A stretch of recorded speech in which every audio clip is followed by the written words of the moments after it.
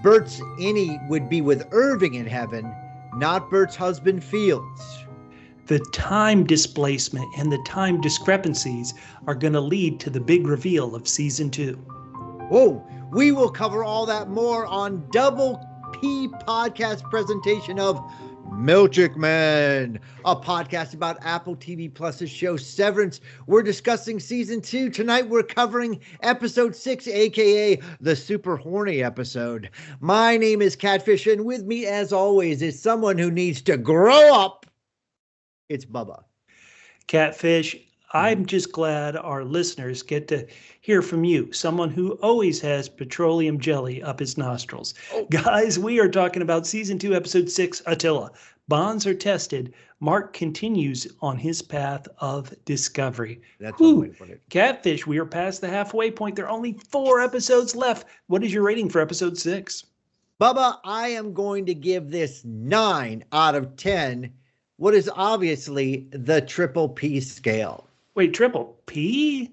Yes, that's the proper paper clipping practice. Amen. That's what our boy Milchick did a lot of today until he lost motor control and also mental control.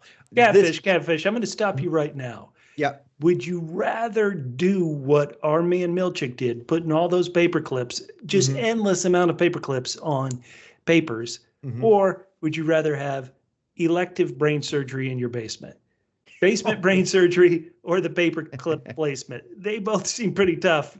I'm almost tempted to say, Ragabi, take the whole of my head. Let's go. Wow. Well, I will say this to spoil something I was going to say later. I don't know who's losing their shit more. Is it Milchick or Outie / any Mark? Oh, yeah. Bubba, yeah. This was what I like to call bone down day at the office for many, while Milchick did some serious self-correction. We're seeing in this episode tonight, Ms. Dillon seems like she is starting to lean towards any Dillon G instead of Outie Dillon G. We find out that Miss Casey / Gemma is essential, obviously, to Cold Harbor. And we have Helena deciding it was so good in the tent, she's going to try to get a little bit more, and she approaches Outie Mark. There was a lot of watches with Ms. Catfish. She turned to me after it was over and she said, man, a lot of things happened in this episode. And it did, and it was wonderful. I wouldn't really feel like there was like show-stopping moments, but just so many good things in this episode, Bubba. So I gave it a 9 out of 10. You have been, later on in this episode, you're going to get some proper chastising from a loyal listener about your low ratings. So what did you give episode 6, Attila / Bone Down Day? What rating did you give it? Well, first, I want you to remind our listeners, what is the throuple name for Fields, Burt, and Irving? I think it's Irving. So I am giving this 8 double Fs out of 10. Double Fs? Irving falsehoods. There is some evil stuff going on with Burt, who just passed his 12th anniversary. Holy smokes. Delicious romantic entanglements. I think we do, on the positive side, need to mention a name that I'll just say, as somebody who wasn't originally planning to podcast this show, I feel terrible that I have not mentioned his name once in all the podcasts we've done, and that's Dan Erickson, the creator, the writer of this show. This show, as I've said multiple times, Catfish kind of agreed maybe once, that this is the best show on television. And so Dan Erickson, tip of my cap to you.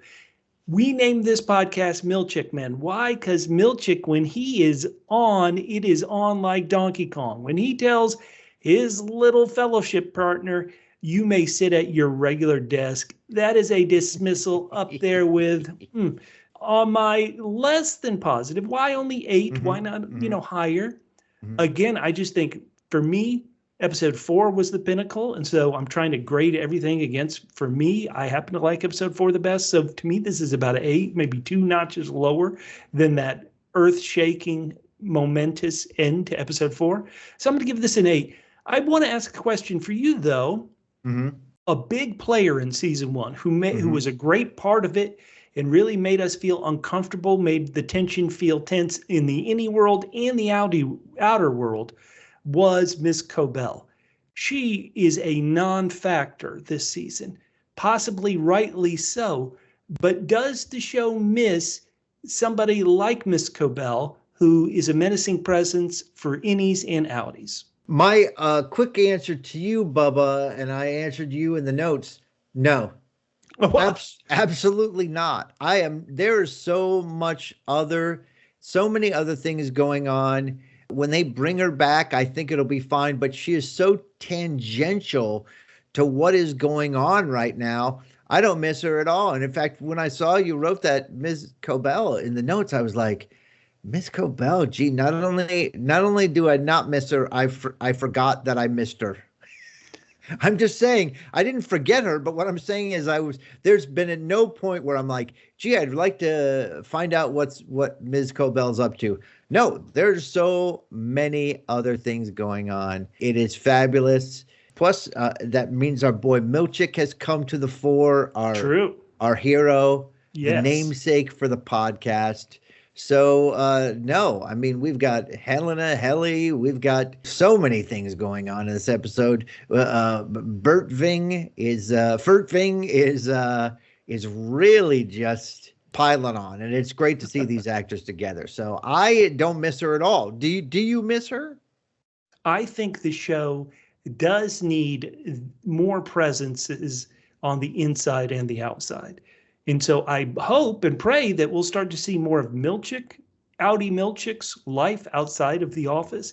Mm-hmm. And I do think in some ways, if you remember season one, Miss Cobel being right next door to Mark and all that creepiness, and then being, getting involved with Devin's pregnancy, that was a great menace.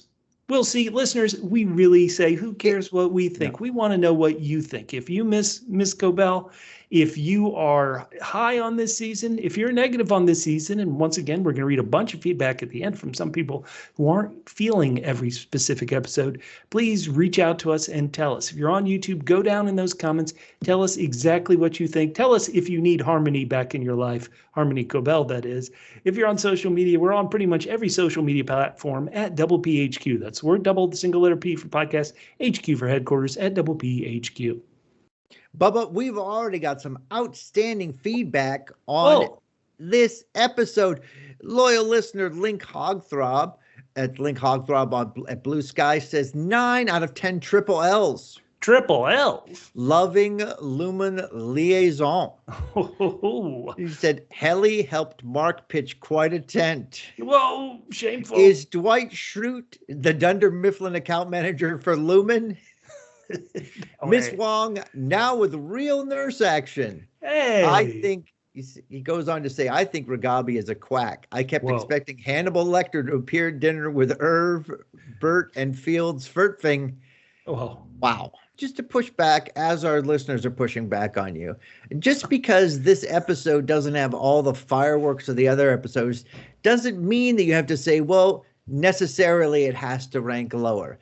Different episodes can have different kinds of fireworks and thrillingness, and you can't have fireworks 10 episodes in a row. So Gen X Catmam also thinks that you are being unnecessarily harsh by giving this episode 9 out of 10 double M's and I's. Double M and I's? Yeah, Milchick, mirrors, and intense intimacy. Ooh. Theme of this episode is Mow Chicka Wow Wow. Wow. Gen X she wrote that out. That's so good. Say it, yeah. Suspicious dinner party gave me bad vibes. 20 years versus 12. Mm-hmm. Actually, it just to correct everybody, he says 10, but the 12 is how long the Severance has been going on. This series moves at light speed, Bubba. She didn't put Bubba exclamation point, but I added that. Last 4 episodes would have been season finales for any other show. I am in love. Wow.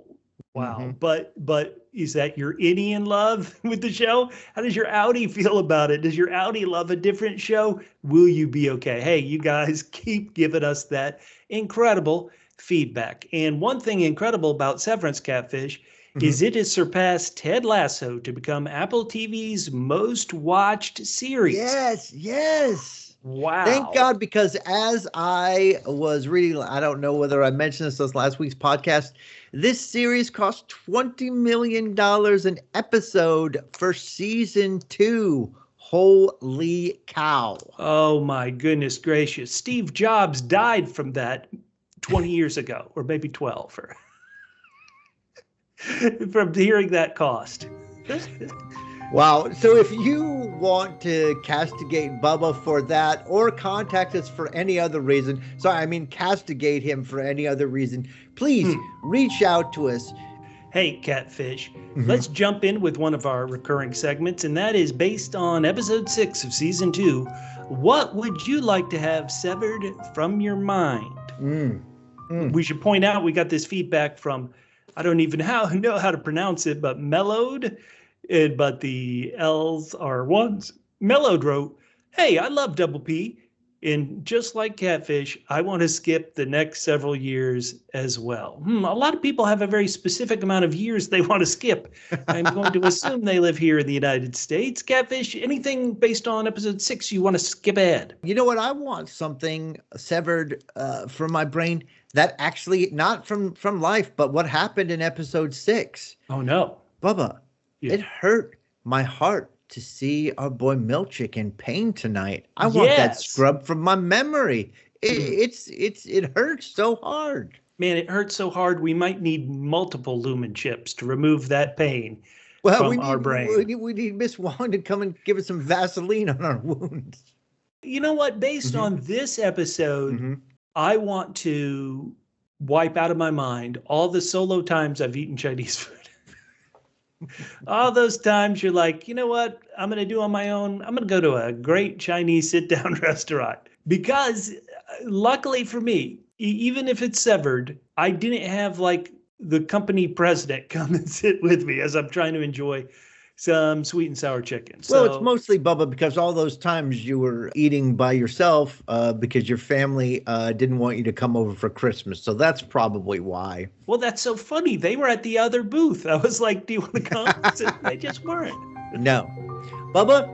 Yes. At this point in the podcast, usually we do our double S, the Severance Sillies. But there were some good disses tonight, but weren't great. But we are replacing this tonight with another old segment we used to do. Bubba, go ahead and lay it out here. Well, this loyal listener named Arda Floyd, I hope I'm pronouncing your name correctly, Arda Floyd, they said, hey, I'm an Iranian teacher based in Turkey. Love you guys so much. Right. I started listening to you guys with your Babylon Berlin podcast, and on that podcast, Catfish and I and our buddy Double M, we did a segment called Who's the Worst? And so he was saying, hey, why don't you guys do a Who's the Worst segment for Severance, Catfish? Ooh, this is going to be tricky. A lot of people, at least one part of them may be the worst. Catfish, who do you got for Who's the Worst? All right, Bubba. Well, I assume what we're going to do is, as usual, we're going to count down from the 4th worst to the 3rd worst to the 2nd worst to the 1st worst, right? Right. We pit 2 people against each other, and then we battle and debate who's the worst. Oh, damn. I forgot how we did that. All right. So I've got 4 people. All right. So here's number 4 for me.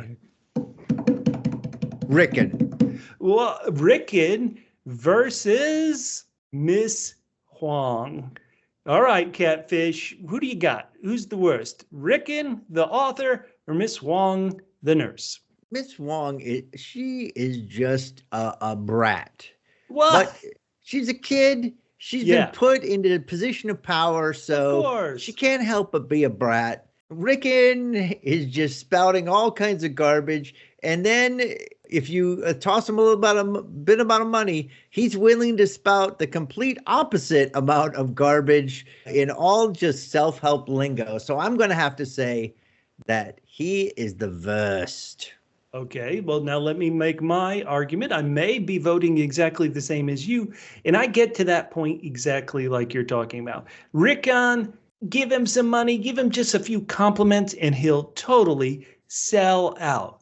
So for me, that shows that he's flexible. He's not so hard-lined. He's not so, he's willing to go and not demand his way or the highway. Somebody who wants their way or the highway, and that better be tiny word highway, that's Miss Hong. She's there tending to Marquez's wounds, yet did she at all give him a lollipop? You know how you go to the doctor, they give you a lollipop when you're hurt? No. Miss Wong, the worst. Oh, man. All right. Well, you know what? I'm going to give normally we have double M here to break the tie. So right. Well, you know what? I'm going to give that one to you, Bubba. All right. Miss Wong. So now I forgot how we did this. I thought we did this individually. So, all right. So Miss Wong in the first battle. Now in the second battle here, I had number 3, Helena's dad. Oh, great guy. I mean, we don't see a lot of this guy, but he's horrible to his daughter. He's the one who is behind all of this, whatever nefarious things are going on for him to live longer or whatever's going on. So I'm going to say Helena's dad. He's worse than Miss Huang? You got to be kidding me. Helena's dad is a job creator. What does America need? Now that we're laying everybody off for our own safety, saying goodbye to safety so we can save $10, we need somebody who's going to create jobs for all these people. James Egan, he got it. He got it going on. Now, James Egan, it going I'm pulling rank on this one, Bubba. Okay. I'm pulling rank. Helena's dad beats Miss Wong. So now, now they go up against now she's clear. Now it goes up to my nominee. So Helena's dad, Jamie again, versus the person I think is the worst, and that's any Dylan G. Number 1, I have not heard Jamie Egan use foul language in the workplace. Are you supposed to go into your workplace and drop F-bombs and say the type of things he says that any Dylan does? No. Number 2, any Dylan. What did he say in this episode 6? He says, listen, me and my Outie, we're different people. Gretchen, you spend time with him. You don't spend any time with me. So he knows they're two different people, yet he is literally the other man in their relationship. He is trying to seduce his wife away from himself. That's worse. I haven't seen James Egan do anything like that. Any Dylan G, the G stands for good God, bad. No, the G stands for gregarious. Bubba, you and I have worked in offices with people, and the worst thing is when you work with somebody and they're either too serious or they're drab, and it's just like work goes on and on. Listen, Dylan G makes the workplace a hoot. He's always got some shenanigans going on. He's got funny stuff to say. He's the kind of person, you know what? Dylan G goes to his wife at home and says, you know who makes life fun at work? Any Dylan G. And so does everybody else. What? Dylan G makes life makes that job worth going to. Papa Egan, you do not want to go to work with him. He is joyless. Horrible boss. Okay, so for me, we're going to have to leave this to the listener. Well, no. I have one more. You had 2. I get to nominate 2. Come on. Okay. So Jamie Egan, you're saying he wins. I don't know why I'm allowing you to get this. Okay. Well, because I only allowed Miss Wong to win over Rickon. Right. So my way won once. My way has won once. Your way has won twice. So okay, now for the final round to find who's the worst, we've got Helena's dad, Jamie Egan, versus Eleanor Hale. Eleanor Hale. Yeah. Remind the listeners who Eleanor Hale is, Catfish. I have no idea who Eleanor Hale is. Rickon's daughter, Eleanor Hale. The fact that she is making her poor dad, who is struggling to support her, sell out so he can support this child. Eleanor Hale is the worst. All right, you know what? I think we have to leave that one up to the listeners. All right, let's hear it, listeners. We'll put the poll up on YouTube and social and Twitter. I don't know if Blue Sky or Threads have polls or Instagram, but anyway, that's going to be the poll. Who's the worst? Bubba, I would have done this a lot Catfish's better if I nominee- remembered how to play. Catfish's nominee, Jamie Egan, job creator, or someone who is literally making her dad sell out. Elena Hale. Damn. All right, Bubba. Well, there it is. Who's the worst? We weren't rusty at all on that. We did a great job. I forgot how we did it. So I had pitched my number 4 ranked was Rickon, but also he was my number 1. What? Terrible. All right, Bubba. Yeah. Where do you want to start? It's time to get into the episode. Where should we start? Well, this is going to lead to a lot of discussion, but in some ways, I wonder if this storyline has the least impact truly going forward. And that's Mark and Helly's, empty office throwdown. The 3 remaining members of MDR are in the break room. Dylan admits, hey, Irving left me this picture, but I left it on the poster. Dylan, once again, one of the worst because he just, willing to do anything for family visitation. Helly's like, let's get it. And yet the boys aren't down with it, Catfish. She says, did everybody sever their balls? Like, she is frustrated. It is go time for her. The funny thing is, I don't know why it's such a big deal for Dylan to leave it there. Where do you want to leave it? In your office? It's safe. It's there behind the painting. But okay, yes, it's worthless unless you actually follow the instructions and go there for sure. Now, we always talk about the cinematography. That's the specialty of this podcast. But that shot of Mark and Helly and the mirrored reflection. They've had so many reflection shots this season. Incredible, beautiful. Mark opens the refrigerator door and he's suddenly seeing his outside refrigerator. This is hashtag not good, and it's going to get a whole lot for worse for him on Outie Mark. Yeah, especially because usually when you're at work, the refrigerator is not completely appetizing, but the work refrigerator is definitely more appetizing than his home refrigerator. Now, Helly apparently doesn't believe in the privacy of bathroom stalls. She's quizzing Mark. She wants the Mark that she knows to treat her the way she knows that they have been treating each other.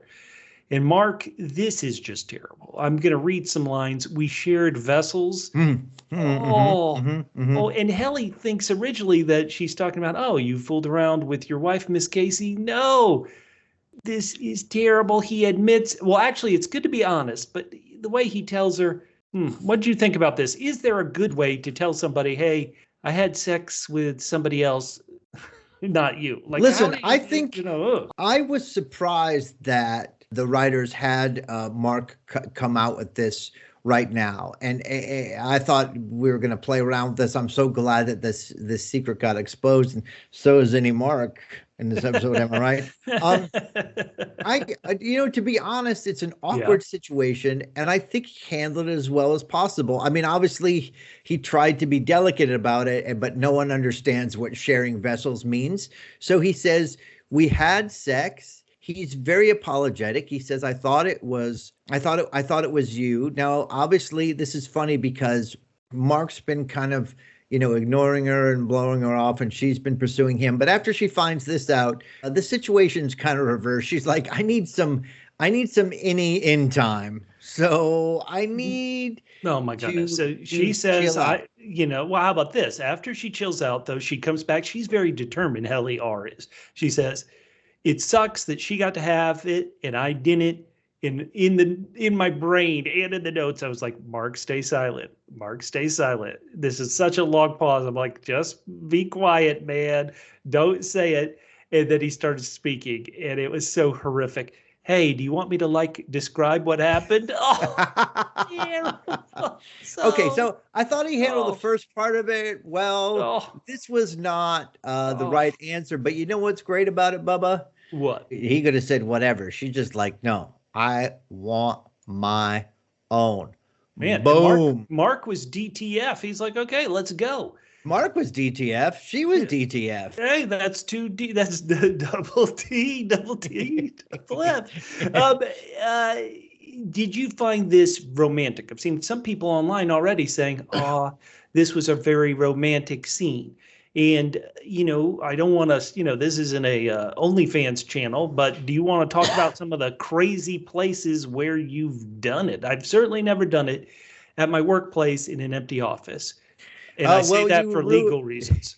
You ruined one of my catfish questions. Oh, no. I have never done it at my office. That is for sure, but I have done it, let's see, at my college theater. I've done it in my college theater, whatever. It was somewhat like 10 years after college where I dated. Wait, what?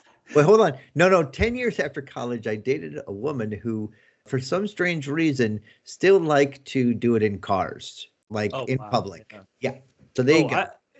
And Catfish is a bit like Burt. So if he says it was 10 years, it was really 20 years. Well, what about you, Bubba? I answered the question. What is the strangest place that you have ever shared vessels? Well, please, this is a story in a driveway, in a public neighborhood. This wasn't even a gated community. That was the one that I thought of. I wondered if there was any. It was a gated community, so you wouldn't get in now. But yes, a driveway. Yeah, let's never mention that ever again. Okay. But people said did see people online saying this was a romantic moment. Of course, it's intercut. I thought it was intercut with stuff. I thought it was very romantic. It was very gentle. It was tender. It was cute that they did a tent, and I thought it was it was romantic. Okay, well then let me ask you this, which I've also seen online. Helly was very upset. She's like, Helena is using my body, without my permission. She's doing things without my consent, and this is my body. I share it with her. Is Helly, guilty of the exact same thing Helena did? Like, literally, both of them are performing acts that their Outie technically didn't sign off on. Okay, we're gonna get into this more later on. Yeah, but I don't know how many times I have to tell you that a big thing about this show for me that you don't care about, that it's trying to reinforce, and it does it a lot tonight, is that these are separate beings. Even the church in this world agrees that these are separate beings with separate souls. The thing that Helena did that was wrong was she pretended to be someone different. So yes, they're sharing the same body, but they are separate souls. As I've said to you, like 5 different episodes this season. Right, and you do it so ineffectively, I never respond. So what if your Outie decided, hey, I want a face tat? Because my innie's a different soul, it doesn't, big deal, innie. You have to live with this face tat. Who cares? I haven't messed with your soul. I've just messed with this face. There's complexity to this. Well, there is complexity to this, but the essence of it is just as Dylan said, you're essentially killing Irv. Right. That they are different souls. That's all that it is. And so for some people, when you think about it religiously, and there's a lot of religious discussion tonight, and again, even here with Mark saying something very odd with the shared vessels. Yeah. That's what he's talking about, that the body is a vessel for the soul. And so the body, religiously, spiritually is separate from the soul. So it doesn't matter what happens to the body. Okay. All right. So yes, go ahead. I want Post Malone. I'm gonna do this. I want Outie Bubba to get a face tap. All right, let's go. And you know who it'll be of? It'll be of Mr. Milchick. Oh, I thought it was going to be Miss Wong, since you seem to be favoring her now. That's true. She's great. Like, she is a great addition in season 2. I think what's funny, she always changes up her looks. Last week I was like, Miss Wong had so many ice cold disses, I'm going to have to rock pigtails like she did. In this week, she had the 2, I believe they're barrettes. Female listeners, put me in my place because I don't know what I'm talking about. But I thought that was a great look. I thought I made some jokes, but I actually thought she was a great nurse. She's taking his blood pressure. So good. Yes, also she's using proper precautions. She's got the she's got the gloves on. Of course. The term I would use for her is clinical. She does not have a great bedside manner at any time. She does ask an interesting question, though. Yes, she does. After she reminds him that the humidity in the building remains at a constant 45% temperature at all times. So that's not what's happening. She says, any auras or hallucinations? And the answer to that is no and yes. Do you think she knows? I mean, he's got a bloody nose. That could be a sign of reintegration. Did she ask that because she thinks he's, lightheaded, or does she know that this could be a sign of trouble right here in Severance City? Well, remember, your beloved Miss Cobel was the only one who believed that reintegration was possible. I mean, it seemed like Lumon might believe her, but last season, that's not what we saw. In the OTC was not integration, and I don't know how much they know about PD, so I'm not sure that they know what the signs are for reintegration, or if in fact they actually do believe in it. Well, Catfish, I do think we should move on to Milchick's day off. This was still covering.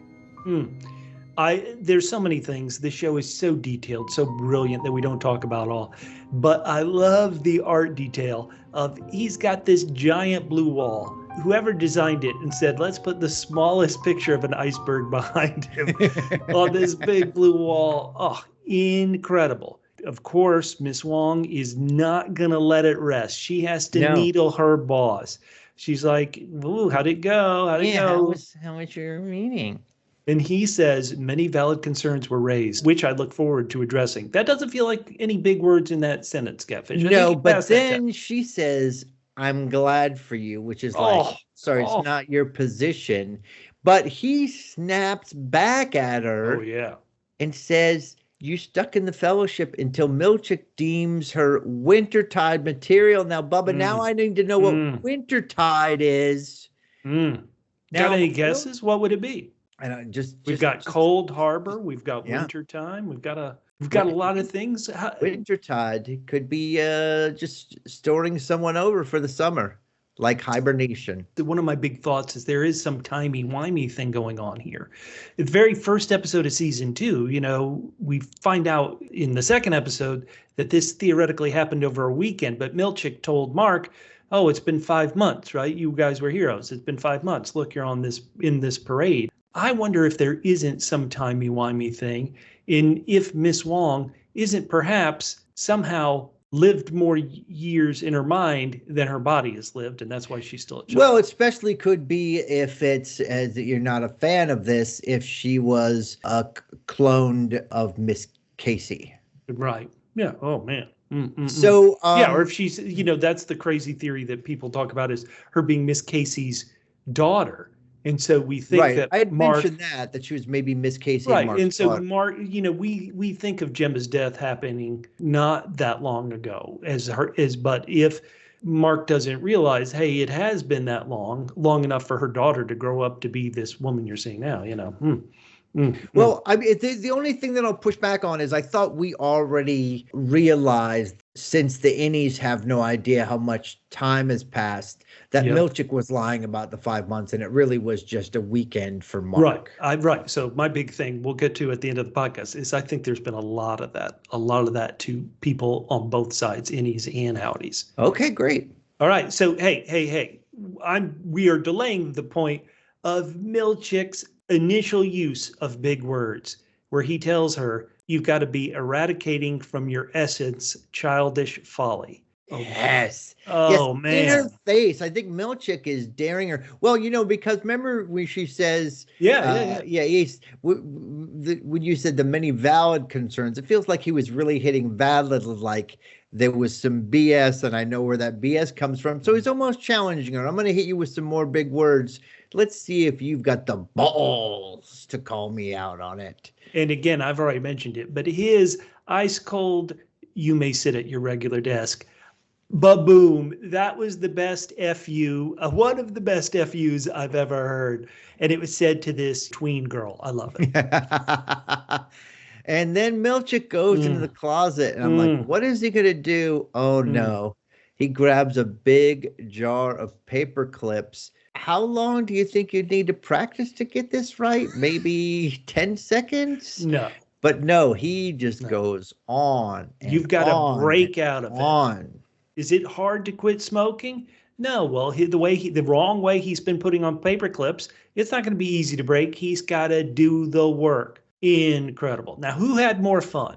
Mark S. and Helly R, Dylan G with Gretchen, or paper clipping Milchick? Who had the best day at work? Ooh. I think it was Gretchen. After dealing with kind of lost in his life any Dylan, she finally got to have some fun with confident the Dylan G with swag.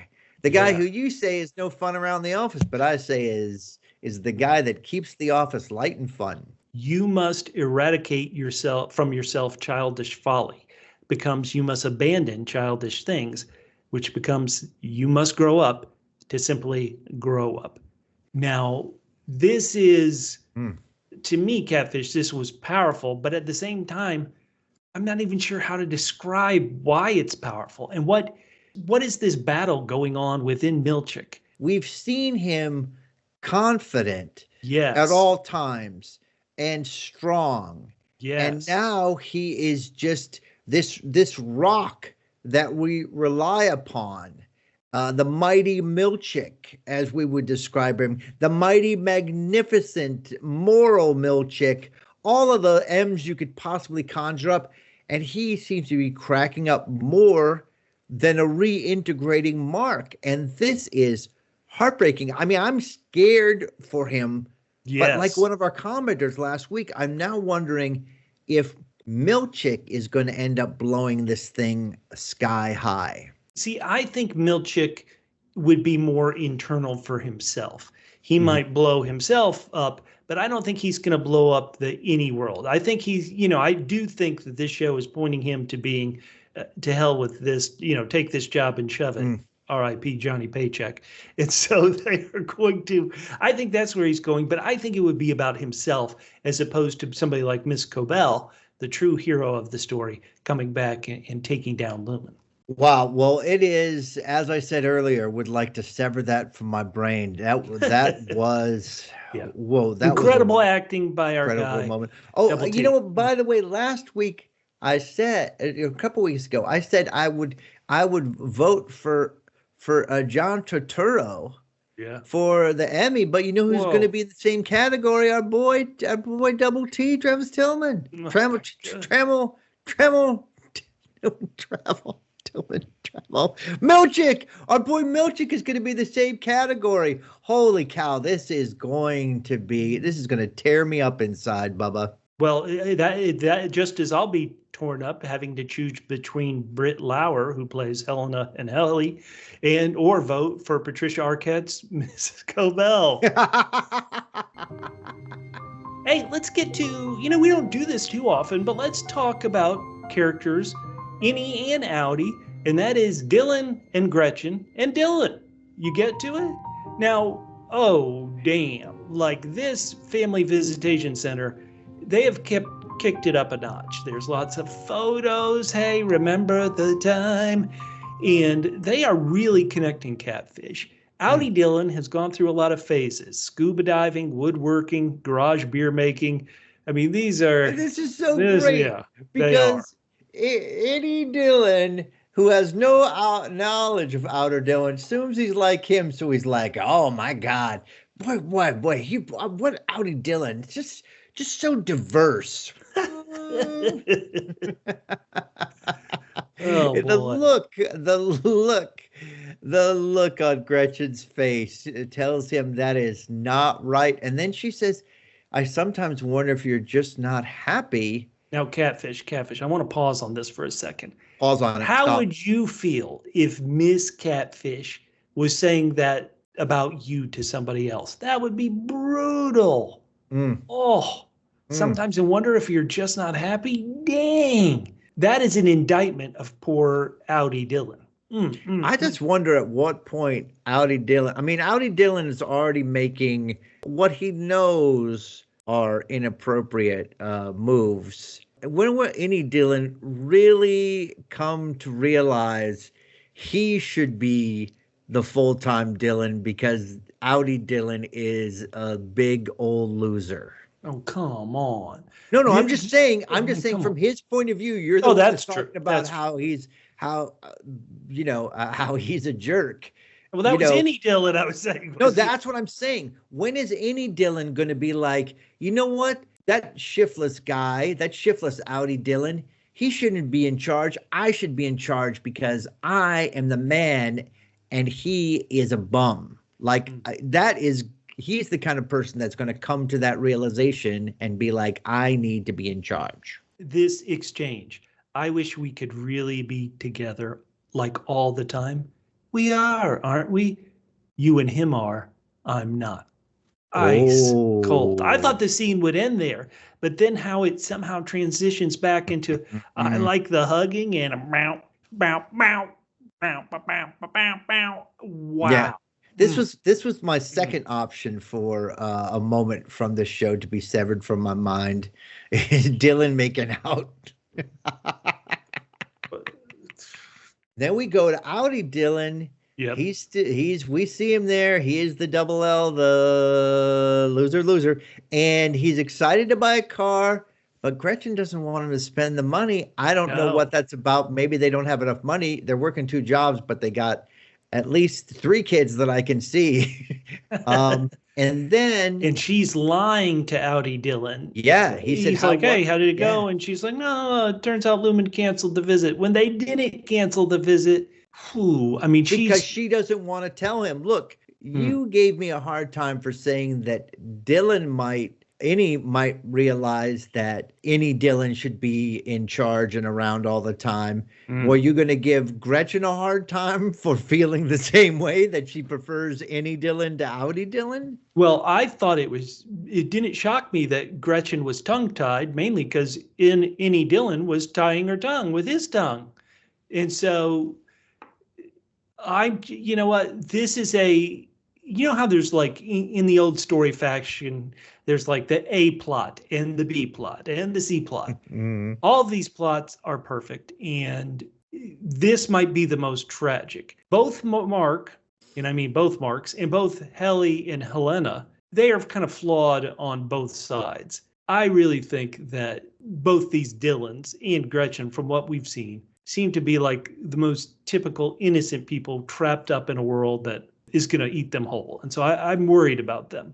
I'm not worried about any Dillon. He takes care of himself and he knows exactly the right time to splash in just a little sugar with the huge heaping of salt he puts in. Okay, well, real quick, let me remind you of Dillon G's kids, because they are also the villains, making Dillon go work at this job that is, just frustrating and terrible. So just so you know, he's got these 3 kids, Merrick, Jim, and Ruth. And if they weren't tying him down, he wouldn't have to take this terrible job. The true villains of the story. Here we go. All right, moving on, Bubba. Here Mark's we go. Brain surgery. Let's get to it. Oh my God. Let's go to Mark's brain surgery.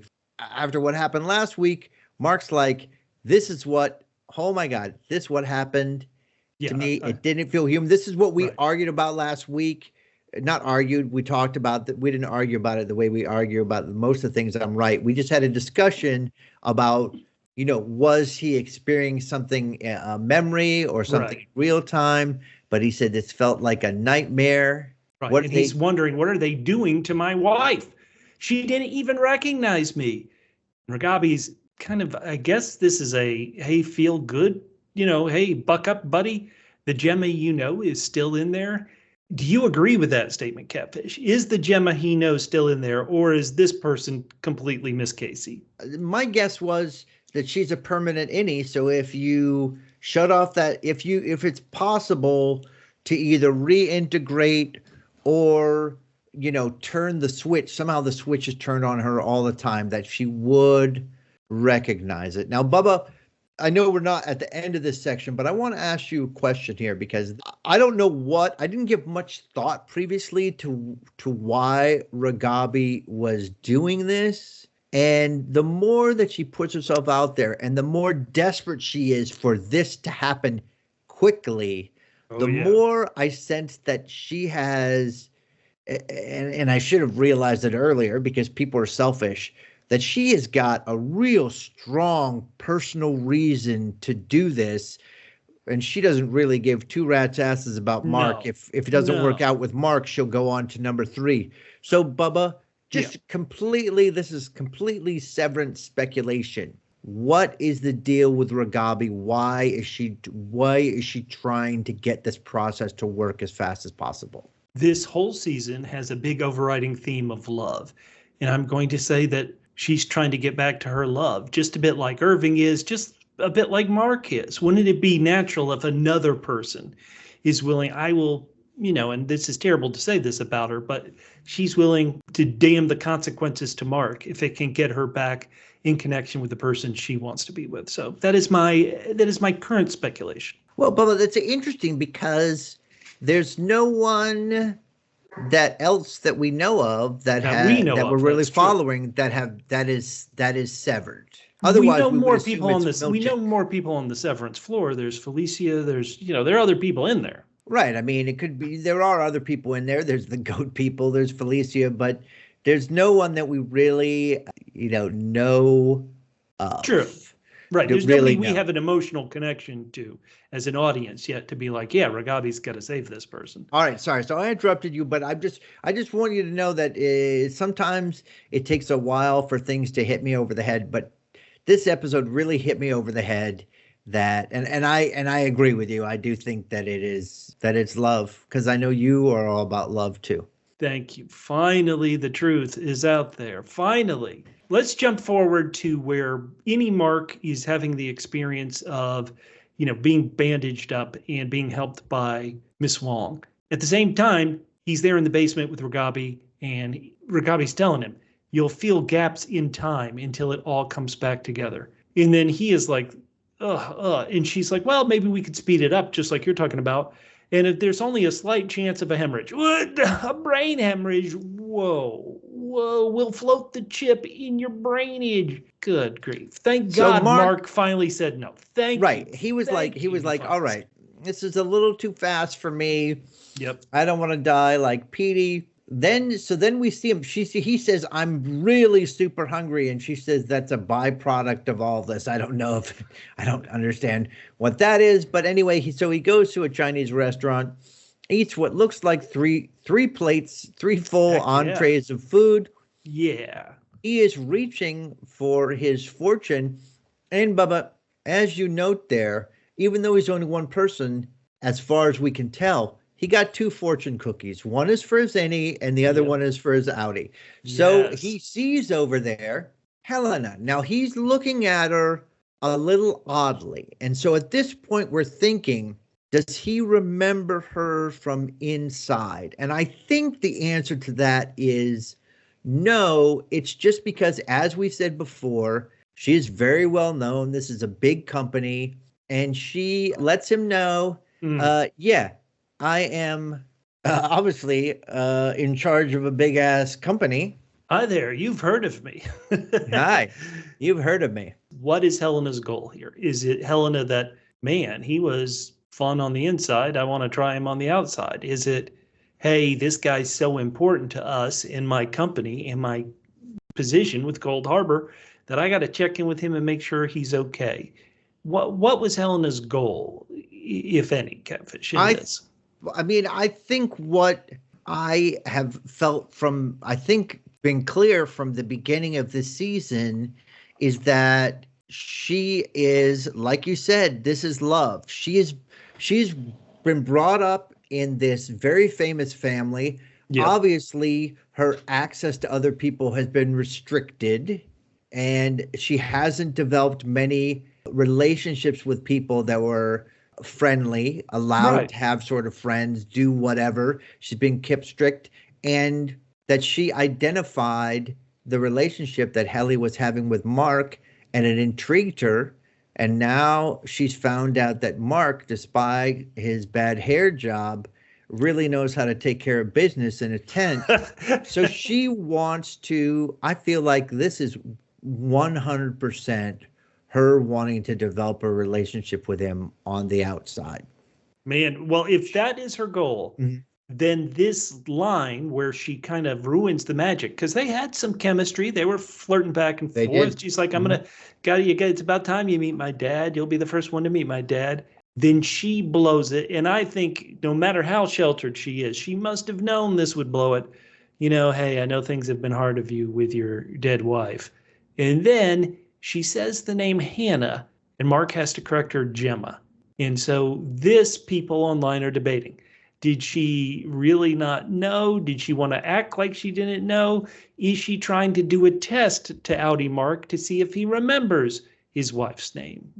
Why would she make that mistake, Catfish? What do you think? Okay, this is the idea that I came up with, and I'm very proud of. Oh, good. Okay. Now, obviously, Outie Mark would remember his wife's name.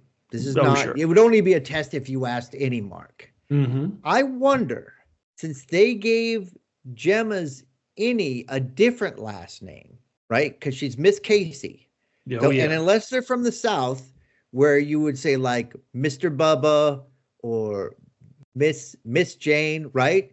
Sure. Then obviously Casey's her last name. So maybe since they gave Gemma a different first name as an Innie, that name is Hannah, and Helena genuinely forgot that his wife was called Gemma instead of what his wife is called as an Innie, Hannah.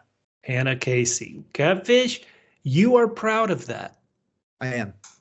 No, actually, I think that's pretty good. Okay, that works for me. Well, by doing it, let's be honest, the magic was gone. If there was any magic, the magic and spark in this, this intimate and it was not encounter. Forgetting the name. It was just bringing up yes, there you are with the dead wife. How's that working out for you? Now, Catfish. Listen, Helena. Yeah. She's all business. Like I say, she's been sheltered from the outside world. Everybody who interacts with her knows that she is either in a position of superiority to her, or even if they're she has no real peers, right? So anybody else who's working for the company would treat her in a certain way. So she's not used to like casual conversation with people, and she shows it here by thinking that bringing up a dead wife is a good conversation starter. Catfish, I saw this on social media. It's horrific. Yep. Do you remember one of the things just last week when Mark was having these flashes to Miss Casey, his wife, but it's in the Miss Casey mode? Do you remember one of the things he remembered is Miss Casey had a line, something along the lines of, your Outie always wants two scoops of ice cream as long as they're the same flavor. And so people are saying, yeah, Mark S. got 2 scoops of Helena, the same flavor. No. Terrible. But also, all right. So because Helena really knows how to butter up a dude and get him juicy, he runs right home to Ragami and says, "I'm sorry, let's do this right now." Oh my God! I'm sorry, do you see the size of that needle going into his brain? Yeah. Look, all you have to do is make a slit, open up the head, open up the skin, and you have the forceps keep it apart. No, oh my Lord. Now, Bubba. These flashes. Listen, Bubba, here's the thing. Yeah. We've talked about thruples, okay? Yeah. And this episode said, thruples, hold my beer, because now we're going to go to quadruples. Mark is going to have sex with Helly, Gemma, Helena, and pretty soon he's gonna get them all. Well, he's already with Miss Casey too. Yeah. Oh man. Well, no. The Miss Casey would make it he never had sex with Miss Casey. He had sex with Helly, Helena, and Gemma. Okay, so at a certain point, he's gonna see flashes of all 4 of them, of all 3 of them. This guy, as Irving is going to, as Fields is going to say later, this guy, Mark, he might need some testing. Oh, my Lord. And I'm not talking about the floor testing. I'm talking about Miss Wong getting out a needle and testing him for venereal diseases. Oh, my goodness. There's a knock on the door. The only person who can save us all, it's Sister Devon. He admits, hey, I'm not doing the light thing anymore. He's doing something else. He has a real quick, what's that smell? Maybe it's burning marshmallows. And he loses his motor function. He's foaming at the mouth. Ragabi comes out. Theoretically, Devon now knows, and Devon's going to have to save this. Like, Devon can save the outies. Milchick will save the innies. Drop the mic.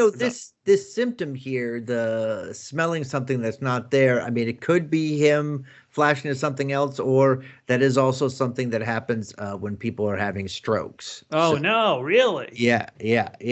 Phantom smells, burning toast, something like that. So that's where we are on that one. Oh my goodness. Bubba, let's go to something that I don't completely understand so we can finish with something strong. And nothing stronger than 60 to 70-year-olds being in a throuple. So before we do this, let's go into our Mr. Frolic Drummond and whatever the heck is going on with him. Bubba, this is great, Catfish, because I was a bit confused about it. Television critic for Rolling Stone magazine, Alan Sepinwall, was a bit confused about it. You're a bit confused about it, so take us through. I'm completely confused about it. My comment on this section was, what the F was this all about? All right, so he goes to what you've written, what you've described so minutely here as a dwelling. Yes, that is the subtlety required to hide what's happening from you. He's got a key ring. Mm-hmm. He unlocks a padlock, and he opens it up, and there are a whole cache, as you put here, of documents. We've got a map of Kier. Is it a state? What is it? Well, map of Kier. We talked about a long time ago, when you have a license plate that's got Kier on it, obviously it's very important. Maybe this is Kier, the state. There's a list of severed. The addresses are Kier, PE 07348. You said that's a New Jersey zip code. It is PE. There's no state that goes PE, but the zip code is currently in our real world in New Jersey, 07348. Here's a listing for Doug Coleman, and it says car crash 2007, fractured left hand, lawsuit with city regarding stop sign placement. Yes, and did the settlement lead to severance? So, Catfish, Doug Coleman was involved in a car crash. Who else do we know was involved in a car crash? Is there any way that this stop sign placement, exactly right, led to Gemma's, or is this just a odd coinky-dink? I don't know. And then they have Burt Goodman's home address at 3329 Gull Harbor Road. And then we've got two Dylan G's, Dylan George, which is ours, and Dylan Griffin. Bubba? Yeah. I'm just going to sit back now. You made me do the work and read the wonderful synopsis you did of this section. And now I'm going to sit back, put on some paper clips, and have you tell me what the F this is all about. Well, I think the reason why it's so confusing and why it confused me at first is because we don't see this door that Mr. Drummond went into too often. But think about when he went. Why did he go at that time of night? Well, probably because the person who normally is there was away at a dinner with Burt and Fields. Oh. So what everybody believes, based on the door that he went into, is that Mr. Drummond had keys to Irving's place. And somehow that padlock he opened up was also in Irving's place. And he got the key in, and those documents that list all the people that were severed were Irving's documents about him, his research. We've already talked about how many of you listeners have the great theory that what was happening with those paintings was the exact opposite of what we thought. Irving kept painting those paintings because he was trying to send a message to his innie. And then he went to the payphone and he said, hey, my innie got the message. Is it possible, by having his innie show up on Burt's doorstep, that Irving has alerted our friends at Lumon that this guy might know, his Outie might know some of his innie stuff, and so they break into his house to find out? If this is true and Mr. Drummond has keys to everybody's house, how could he get them? Well, people give up all their possessions, right? When they go down to the severed floor, Absolutely. that's easily how he could get copies of all those keys. Yeah. But then, of course, how would Mr. Drummond, aka Frolic Man, how would he know that Irving wouldn't be there? Is it possible that somebody who's been working at Lumon for a long time, like 20 years, got Irving away from his house so somebody could sneak into it, Catfish? So let's go to that dinner. You got to have a nice bottle of red. You got to be go. You got to comb your mustache and look sharp. Burt answers the door with a pretty funny joke. Who the hell are you? I thought that was a good opening line.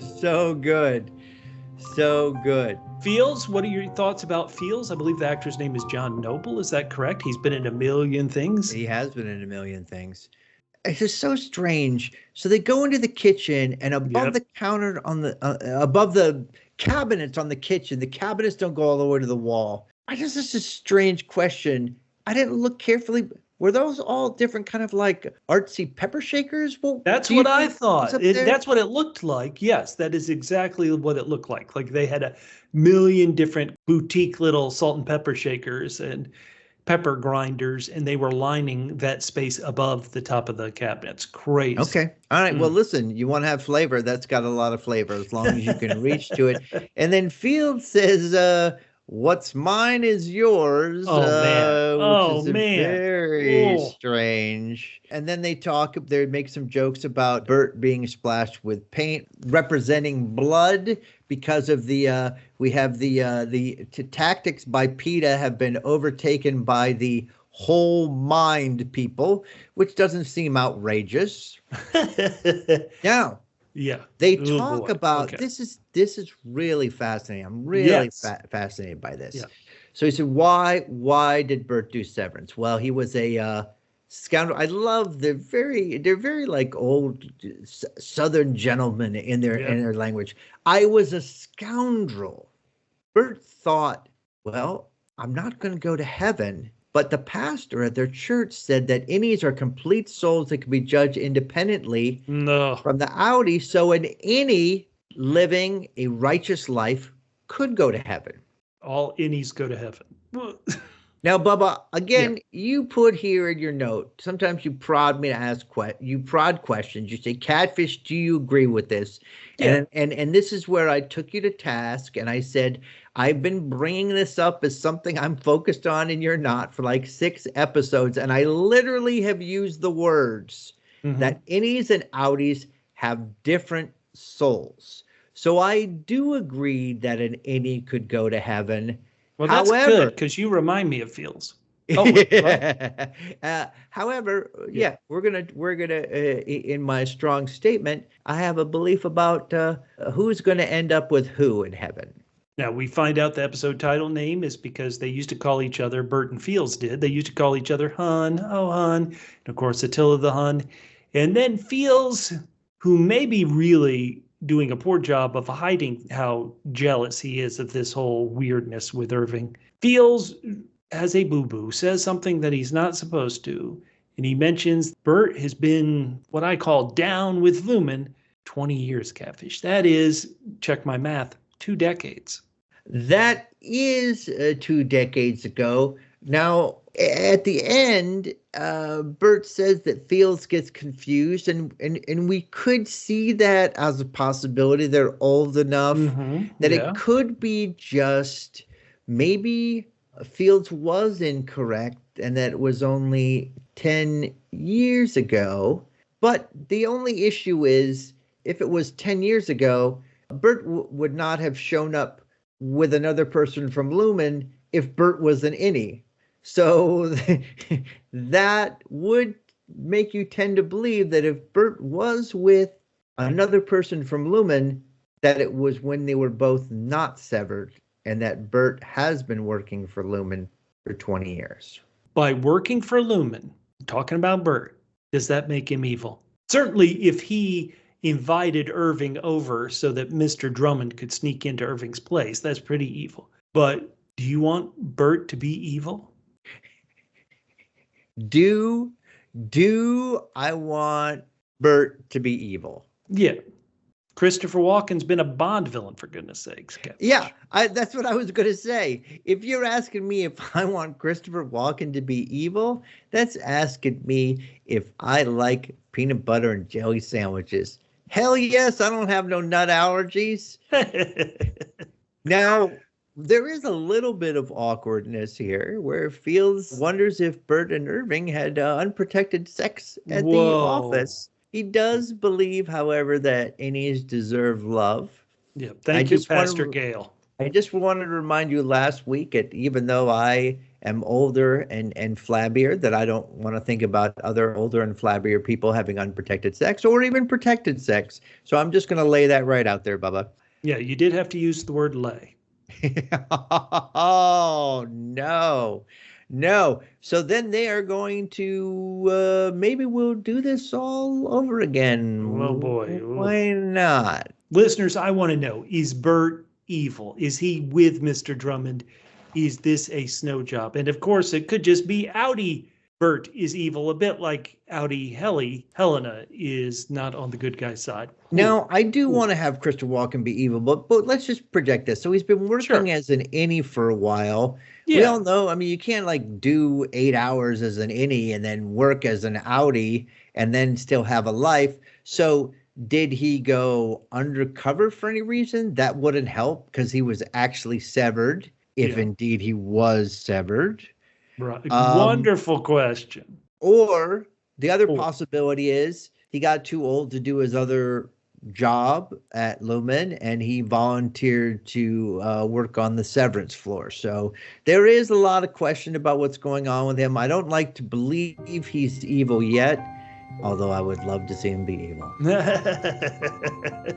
Listeners, let us know. Was Irving all a setup to destroy poor Irving? All right, Bubba, let's get to our debates with our strong statements. Okay, we just talked about it. Thank God we're right here to wrap it up. Burt's innie would be with Irving in heaven, not Fields. This is amazing that Fields is not putting this all together because he's like, yes, I would be in heaven with innie Burt. Innie Burt don't give a rat's ass about Fields. Innie Burt doesn't even know Fields. Innie Burt has a relationship with Irv. So Fields is going to be sitting there in heaven saying, once again, he's going to look over at him and he's going to look at the two of them frolicking over there and he's going to say, I guess what's mine, what was mine is yours. Well, maybe you could go down the other way. He could go to where Outie Burt is, if he wants to be with him that bad. The Outie Burt will not be in heaven. Outie Burt going to be down burning because it was scandalous, scoundrelous activities as a youth. But therefore, don't you think if Fields really loves him, he'll go down to hell so they can be together? But Fields has not put this all together. At some point, he might say, he might realize it. Oh, these guys have a connection, and innie Burt not going to recognize me from Adam. Oh. Well, what's going to be really weird is Fields is going to be there in heaven. He's going to see innie Irving with innie Burt, and innie Burt's going to have all these odd face tattoos, and he's going to be like, what's going on? All right, Bubba, let's hear your strong statement is much more intriguing than mine. I'll have to give you one thing for this episode that you're right about. Okay, so let's hear it about this. Let's hear. Well, I've already said it. The fact that in the Welcome Back Hero Innies video, we saw Helly. This is very important. Claymation Helly dunking her face in the water and bobbing for pineapples. Then, what was it? Just 2 episodes later, we see what we thought were Helly getting her face dunked in the water like she was dunking for pineapples, but it was being forced there by innie Irving. I've always thought that's too much of a coincidence. I've always thought, why would Mr. Milchick tell Mark S. it's been 5 months if it hasn't been? He tells him that, well, because to cover up, hey, we made all these reforms based on what you did, right? Like that's the logical reason why he's lying. But there's a part of me that thinks there's no way that Milchick could have gathered all those people together from all those branches over a weekend. I wonder if people aren't really going into freezing cold harbor at the end of the season, we're going to see what we think. Right now we're thinking that the Mark had the nosebleed and was helped by Miss Wong on the same day that Ragabi was, helping him try to get his brain chip floated. I think we're going to see these are happening at two completely different times. And I wouldn't be surprised if one of those severance codes are not, in fact, a reset button. And in fact, I wouldn't be surprised if somehow they could reset any Irv, and then suddenly he's back on the floor. And they'd have to reset any Helly.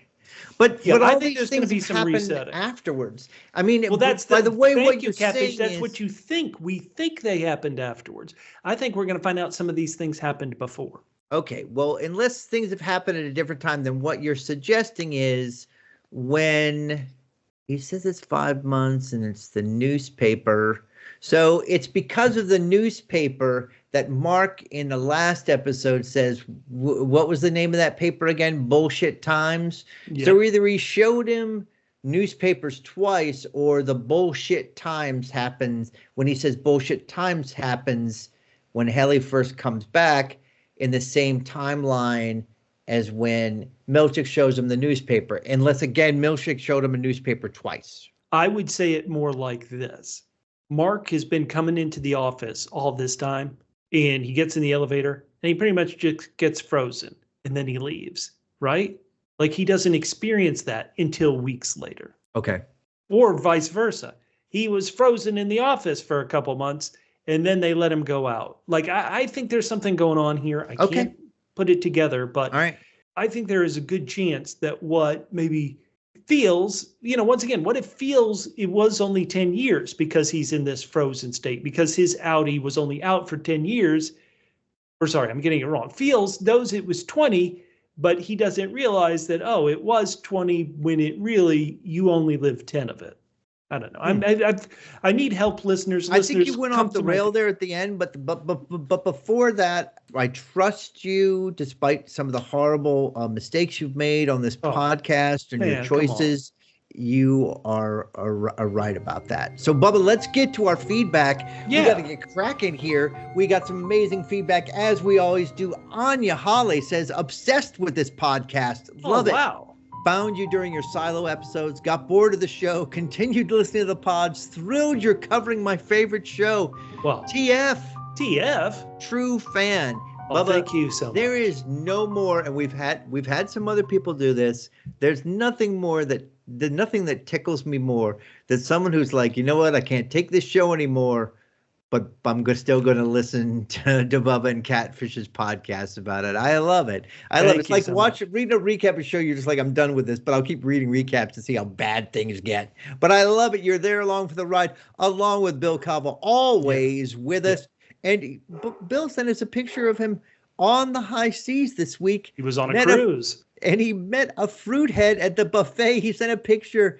Those instructions behind the poster sure look like a game, he says. Oh, my God. Theirs is a picture with him. So you saw Irving's watermelon head last week. Yeah. Bill was on a cruise where he literally saw a melon head. Incredible. I love it. And you know what? And the thing is, it doesn't look as good as Irv's melon head. No, it doesn't. Lumon fixed that cruise ship melon head. Thomas sent us some stuff, and Thomas is somebody putting things together. So, of course, way back in Woe's Hollow, episode 4, we heard about Dieter Egan. Mm-hmm. And Thomas points out that if you rearrange the letters of Dieter Egan, you can create the phrase AI-generated catfish. Catfish, do you love it? Keep going on. Keep going on. Keep going, Bubba, because it doesn't get any more sane after this, and I am all in. So Thomas wrote, Helena's father, James Egan, is the 8th Lumon CEO. Maybe the 8 at the beginning of the quarter numbers at Irving B's funeral represents James' tenure. So James has been CEO for 8 years, or 20.5 years. According to the 82 quarters. Okay, got it. Yeah. Right, sorry.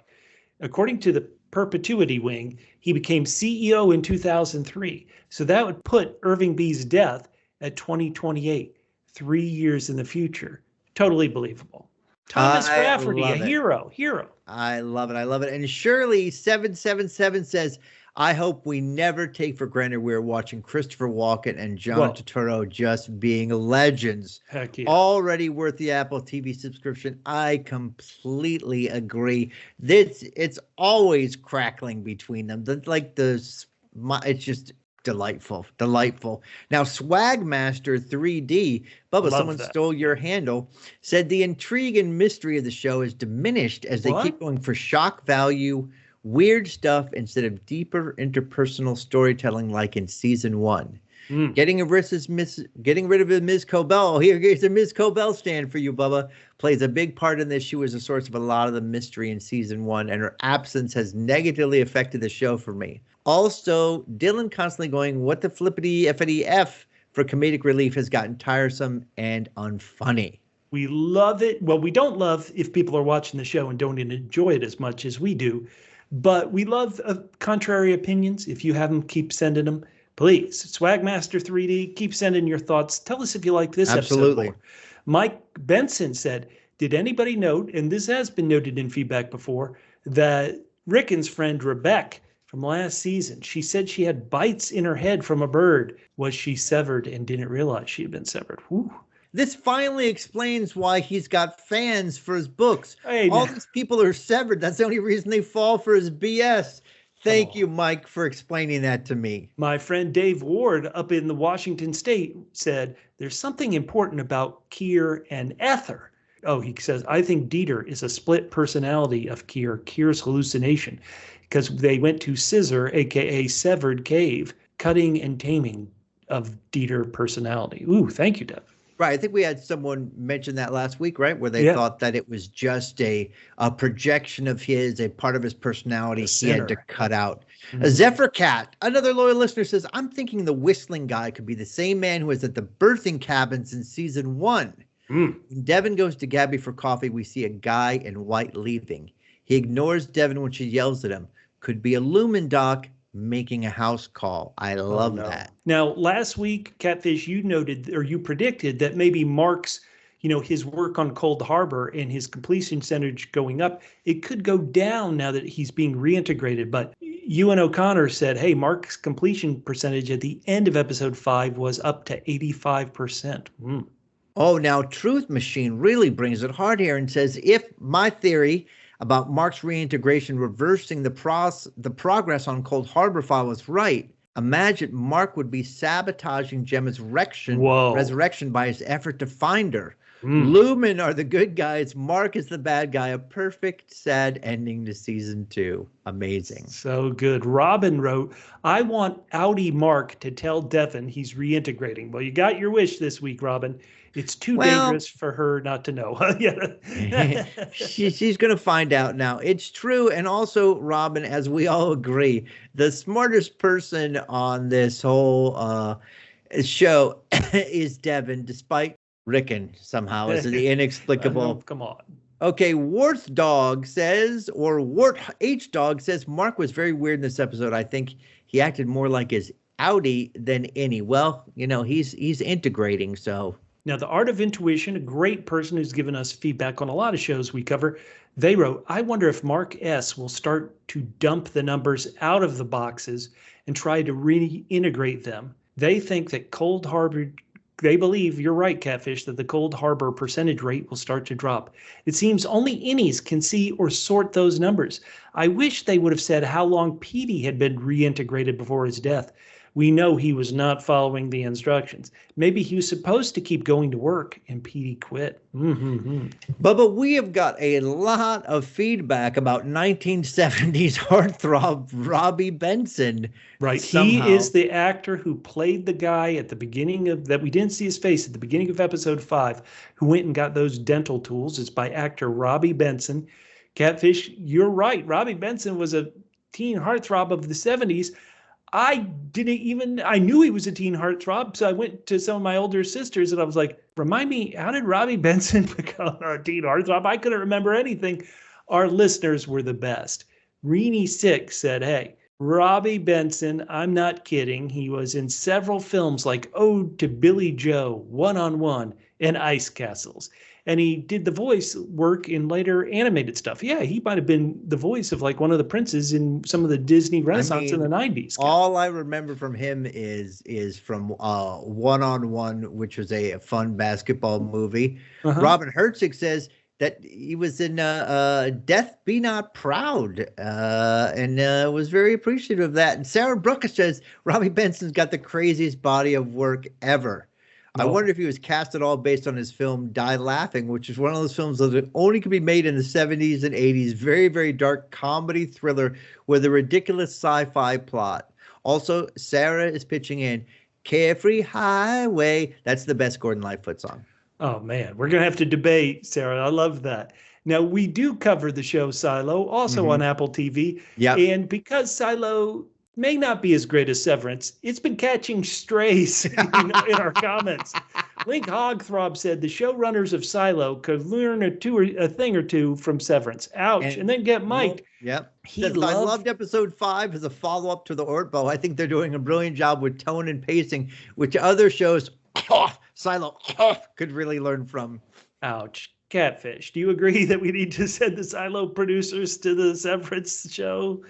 I think it's too late for them. I think we need to send them to the Severance floor. Oh, no. Harley Camille, a.k.a. Cam Shea 23 on Thread, said she loved episode 5. She gave it 9 out of 10 ice cold disses. She only subtracted 1 point due to the previous week being great. She said all the characters, not just Milchick, had ice cold disses, but her favorites was with Milchick when he went up and got in Mark's face and said, "Did you tell her you effed her Outie on the Ortbo?" Man. And DV says this episode didn't have a big reveal, but it added a lot of texture to this world they're building.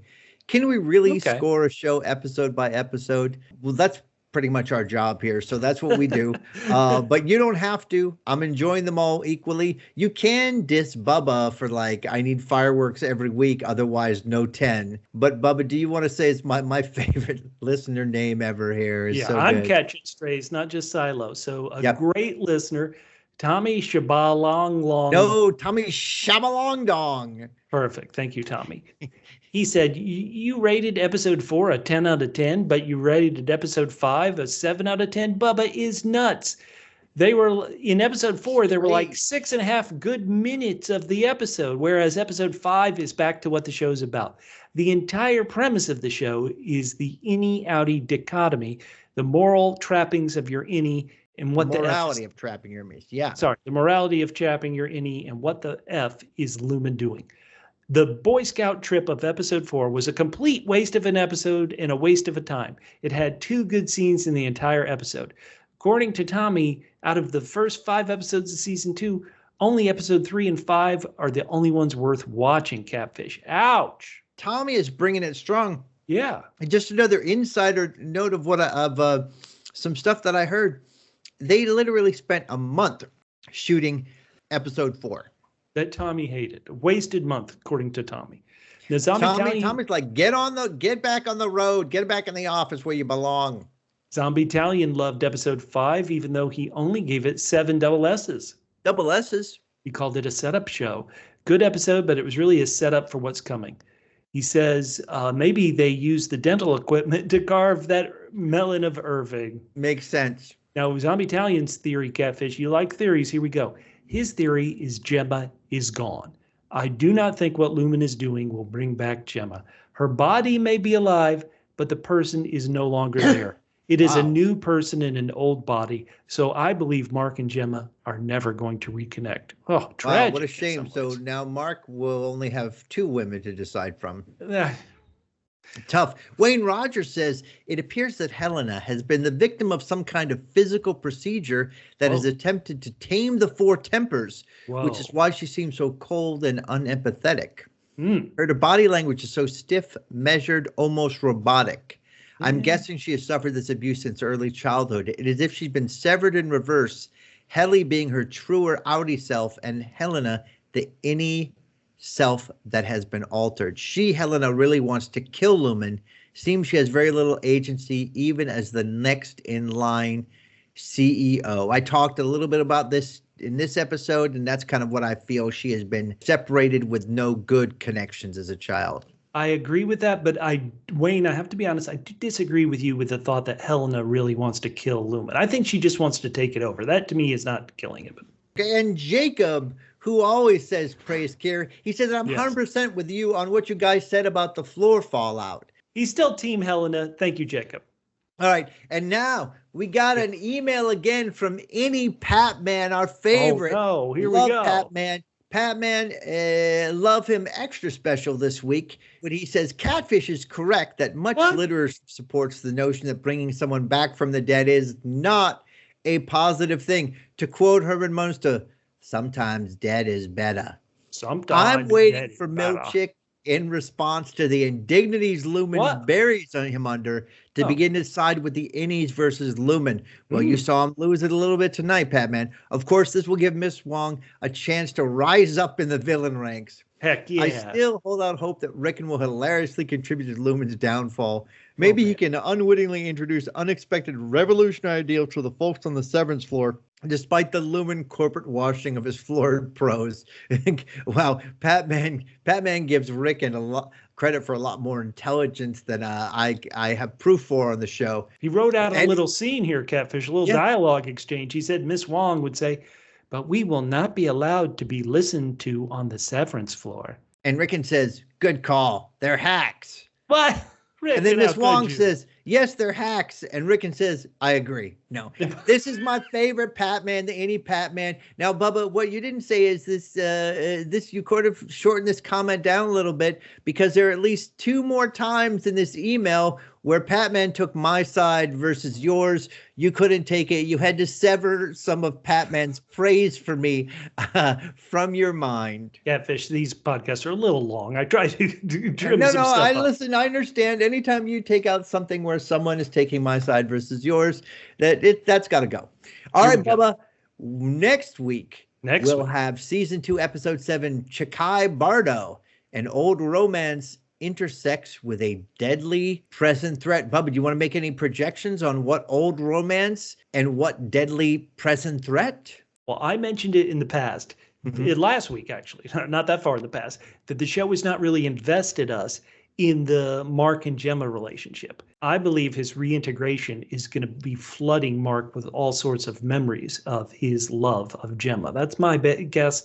So we will find out next week. For everybody here at Double P Podcast, my name's Bubba. You can reach me on social media at Fit and Trim. That's FITTENTRIM, at Fit and Trim on social media. And I am Catfish. You can hit me up on Instagram and Blue Sky at G to the Man, GEETOTHEMAN. And do not forget, on all social media channels, Double PHQ. You can also email us like Patman if your any is screaming out to comment. hello@doublepmedia.com. And we will talk to you next week on Milchick Man.